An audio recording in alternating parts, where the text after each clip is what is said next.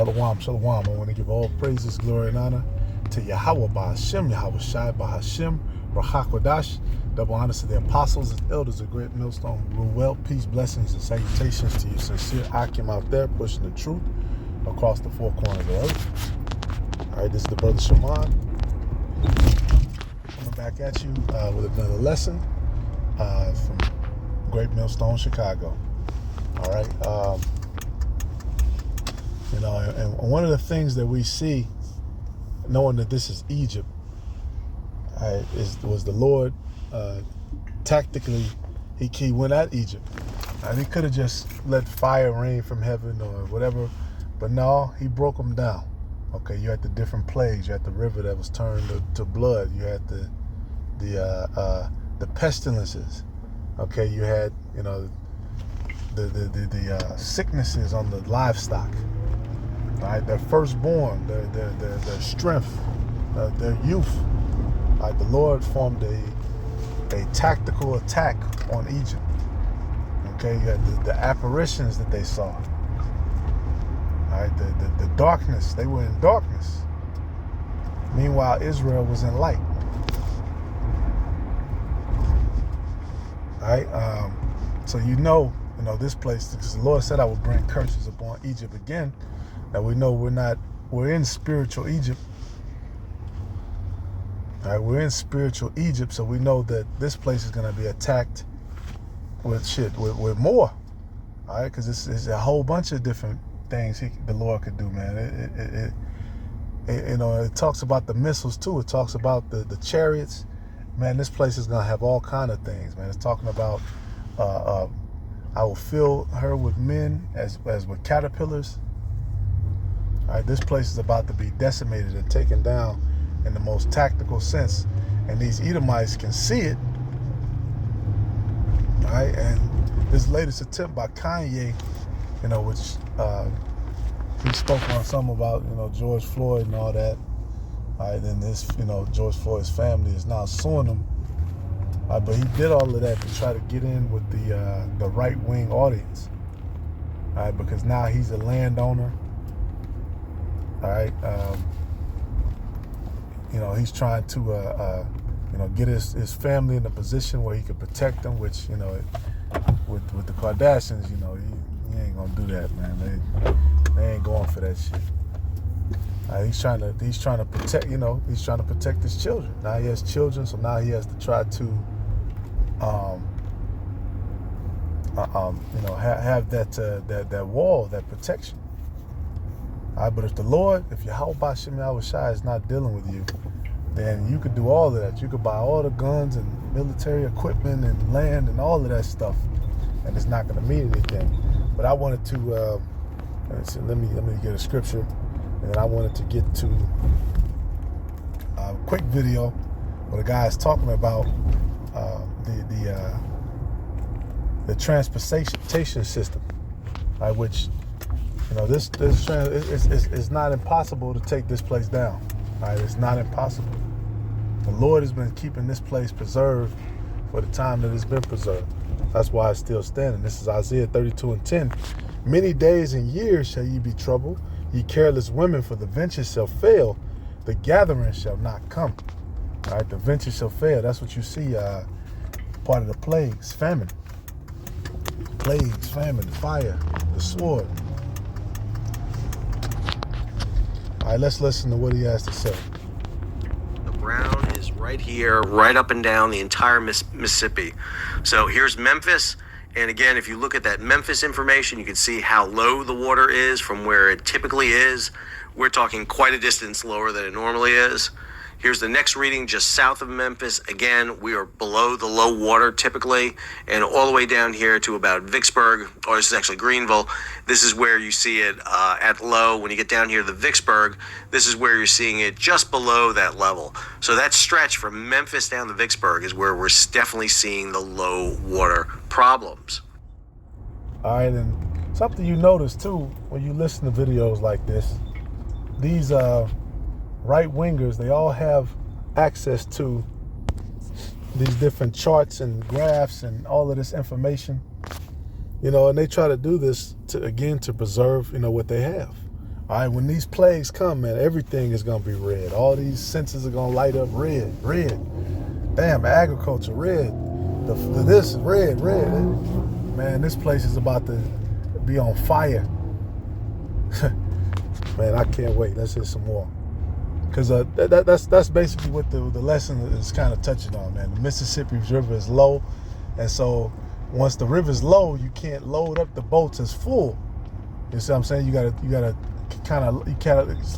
load them a little more light, because then it'll cause the boat to sink down, and then now the river's the ground is right there, so you can't ride as low as you would when the water was deep. All right, hey, with the roads, man, the ice, the this, the that, hey man, the Lord could shake up this place in a hot second. All right, hey, what does it say? Hasten the day.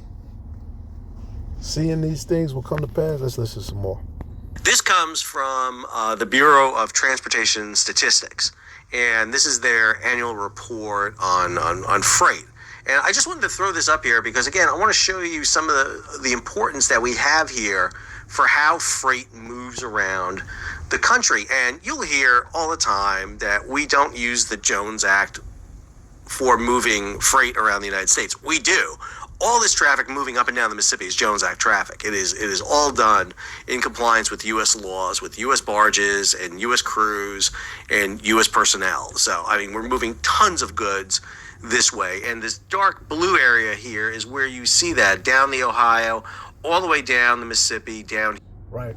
And that's what one of the things that made this place great, because they were able to ship stuff from the Great Lakes, and then here in Chicago, they have a lot of channels, and they were able to link those different channels up to the Great Lakes, and then link that over to the Mississippi River. All right, then you could actually go across the Missouri River, towards Kansas City and towards Kansas, so you could get into the inner parts of the United States with the rivers, and then you could put something on the river, and then you could get that all the way down to the Gulf of Mexico, and then now you can ship it across the world. All right, so the furs, the corn, whatever it might be. And you best believe these people at their computer watching these things daily, faithfully.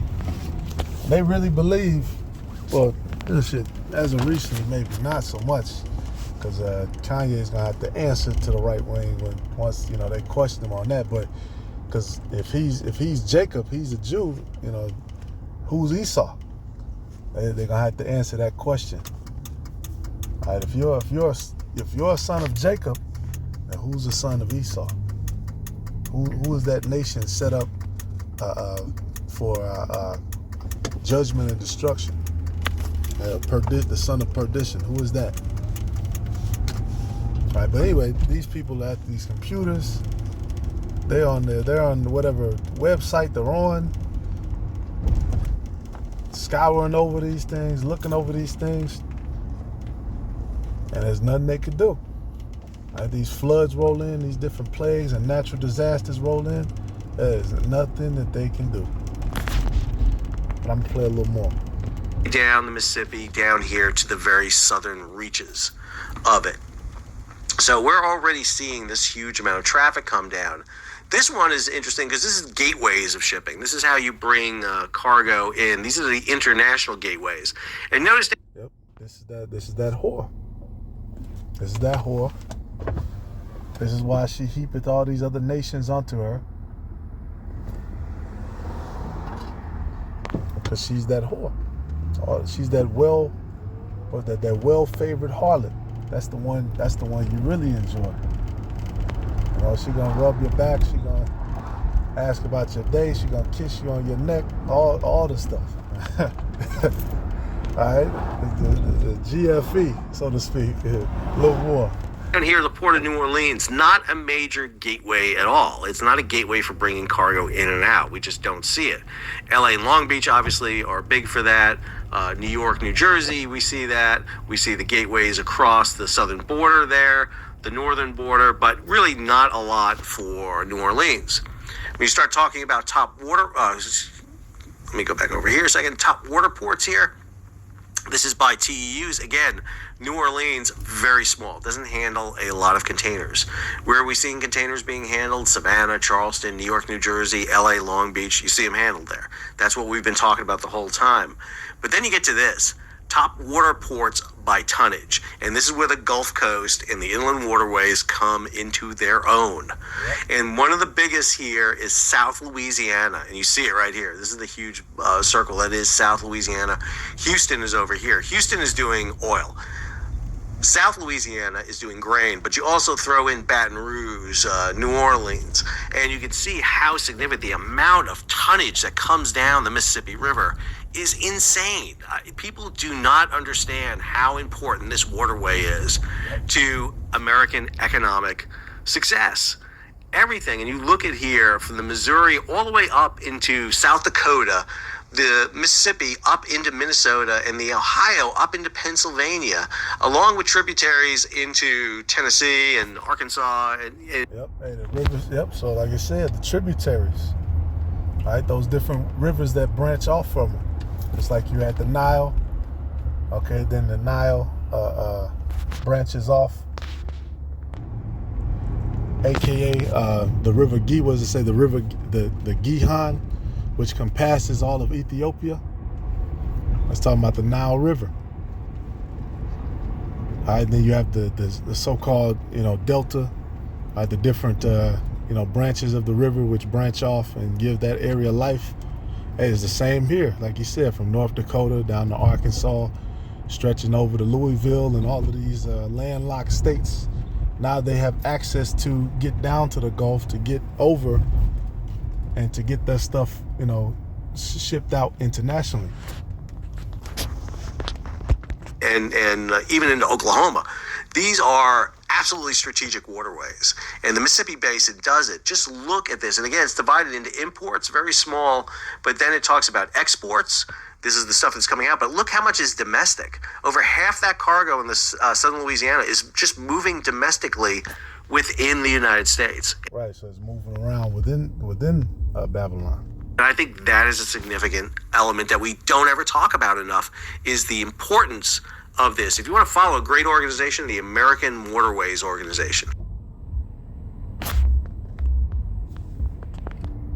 is kind of the group that advocates for American shipping firms on the inland waterways. And they do a journal. You can follow along with them. They got a newsletter you can follow. Just to give you some stats here, because I think it's always interesting to have some stats.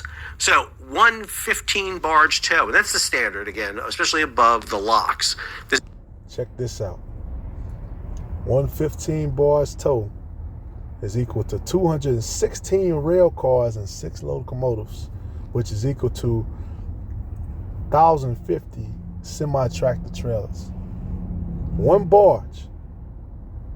So you stop these barges, you stop a lot of domestic sales, and that GDP starts to fade. About the biggest you can have is a 15 barge tow. That's equivalent to 216 rail cars and 6 locomotives, or over 1,000 trucks. Over 1,000 trucks with one barge and tow. Now, it is interesting too, is personnel differences here. Obviously, you would have to have 1,050 truck drivers to do this. You would have to have 6 locomotives, which is probably more than 2 trains, so 2 people on a train. 115 barge tow, I think you're talking probably about 10 people on board. I'll let my people who know this better than I do talk about it. I think that's about the usual crew size you have on board, with captain, pilot, mate, deckhands, and everybody else. It may be a little bit less than that. But, it is an efficient way to move things. And then if you break it down even more, what can one of those barges carry? So again, 15 barges. Well, one single, for example, liquid barge can carry up to 27,500 barrels of cargo. 27,500 barrels, by the way, 42 gallons in a barrel. That's enough to keep 2,500 automobiles. And really, that's the point. That was really the point. You stop the river, you stop this place from running. right. I mean, it's really that simple. What are the odds that everywhere along the river that water is low? All right, now it could come back. It could come back up, or the Lord could bring it back down, or the Lord could bring it back up and then empty the whole damn thing out and stop the whole thing. All right, we'll see, man. One of the things that we read in prophecy, which let's get to the scriptures, plague.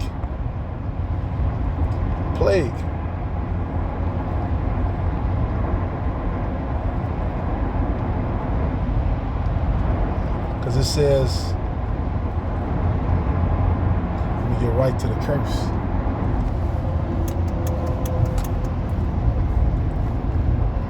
Hey, Isaiah 24.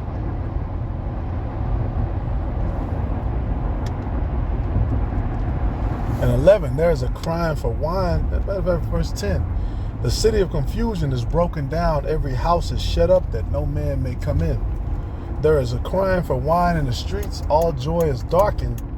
The mirth of the land is gone. All right, so all of the joy and the all of that stuff is done for. All right, and the city is left desolation, and the gate is smitten with destruction. So we know destruction internally is coming. All right, it says, when thus it shall be in the midst of the land, among the people, there shall be as the shaking of an olive tree, and as the gleaning grapes when the vintage is done. That means no more. No more. All right, you shake all the olives off, there ain't no more olives. All right, and Esau's been playing around with GMOs and all that, and resisting against locusts, and man, that shit not gonna matter, man. The Lord put the spirit on whatever creature or whatever way to eat up the crops and the dew, or He destroyed a different way through a sickness, a blasting, mildew. It's no running. All right, you guys are going to be found in slippery places. So saith the scriptures. All right, 2 Esdras 16 and 18, the beginning of sorrows and great mournings, the beginning of famine and great death. So that famine is coming. The beginning of wars, and the powers shall stand in fear, and the beginning of evils. What shall I do when these evils shall come? Behold, famine and plague, tribulation and anguish are sent as scourges for amendment.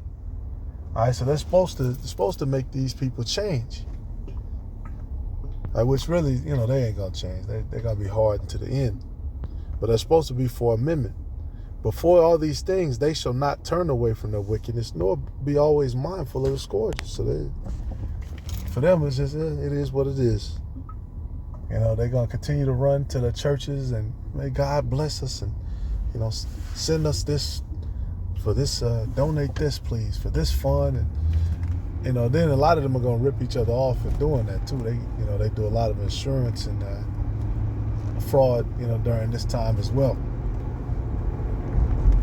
People pass on and they play with the information, and they do all that stuff, man. Esau is the king of the scammers. All right, this is Isaiah. I already read that. This is Joel 2 and 3. All right, it says, a fire devoureth before them and behind them, and this is talking about the destruction ultimately. All right, this is what happens when the missiles hit, when this place is destroyed. But I just got that to say, this place was paradise. This place was a beautiful land. All right, but they lie to you though. They teach you, you grow up, this land is your land, this land is my land. No, this is their land. They didn't took it over. That's why Jake don't own natural gas, a natural gas company, an oil company, all right, an electric company, whatever. You don't have control over the resources. Right? You got all these jakes doing revolt media, and we need to come up with ways and do blah blah blah blah. We've been talking that same shit since whenever. need to come up and find ways and look, repent and come back to the ways of the Heavenly Father. That's how you're going to get out of this. All right, it says, verse 3, a fire devoureth before them, and behind them a flame burneth. The land is as the Garden of Eden before them. Yeah, this land is very beautiful, man. This land was paradise, a great paradise before they came and fucked it up and polluted it. Right? Primarily with the blood of the saints. And behind them a desolate wilderness, yea, and nothing shall escape them. So ultimately, all this stuff is going to be destroyed anyway. All right, this is Amos 4. All right, and Jake never understands what the plague is about or what the famine is about. That's a call for you to repent. Your ribs start touching.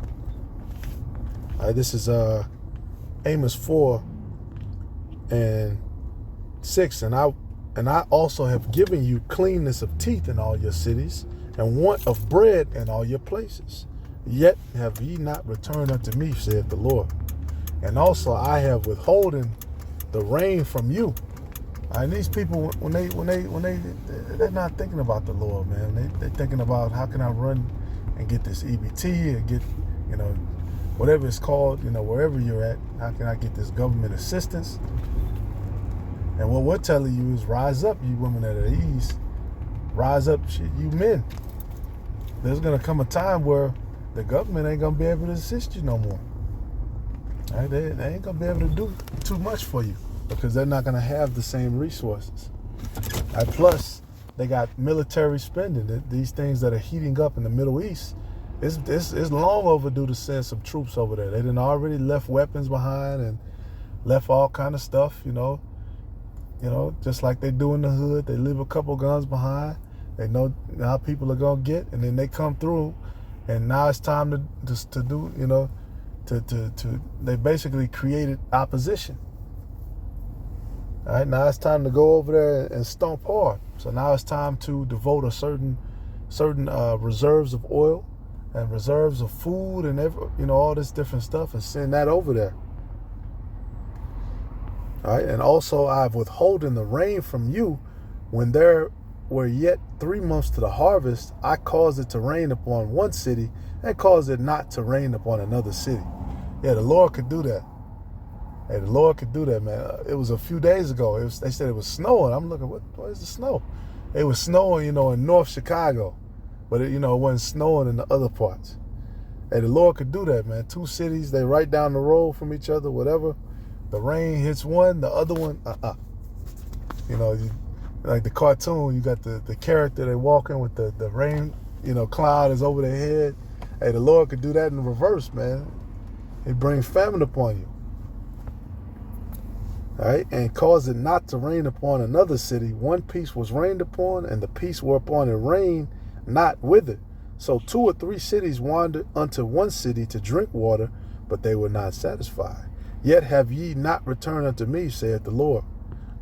I have smitten you with blasting and mildew, when your gardens and your vineyards and your fig trees and your olive trees increased, the palmer worm devoured them. Yet have ye not returned unto me, saith the Lord. I have sent among you the pestilence after the manner of Egypt. Your young men have I slain with the sword, and have taken away your horses, and I have made the stink of your camps to come up unto your nostrils. Yet have ye not returned unto me, saith the Lord. Man. So he said, I didn't put all kind of bodies there. I didn't cause the stink. I didn't dried up everything. I didn't had you getting fucked up in battle, and you still didn't return on me. All your vineyards and all the your orchards and all that, I sent palmer worms. I dried all that up, but you still don't want to return unto me. All right, and that's what happened with Egypt. The Lord made Egypt great, made nations flock unto them. All right, they brought this man out of that bottomless pit, talking about Europe, where there's not a lot of great resources. I believe they got to go, they depend on, of course, that Russian oil. They got to go all the way to the Black Sea for a lot of their aquatic, fish, basically, and different aquatic stuff. All right, then they brought them over here to this place that was plentiful, and they was like, damn. Yeah, we got to slaughter these people, and put the spirit on them to bring us over, Southern Kingdom over here, and the Northern Kingdom brothers who were with us as well. And now here we are, as prophesied in the scriptures. Right? Hey, but Lord willing, this is edifying, man. We are close. We are close. We are close. They're watching every move. They're trying to figure out a loop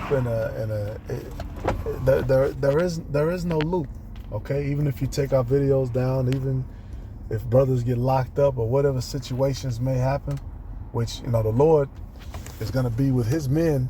They're going to go from fishers to hunters. All right, that standard is going to be raised. That spiritual power is going to come. All right, but whatever loophole y'all think y'all have, you don't. All right, y'all set that snare, you set that trap, and you're going to fall into it yourself. A Bible ball.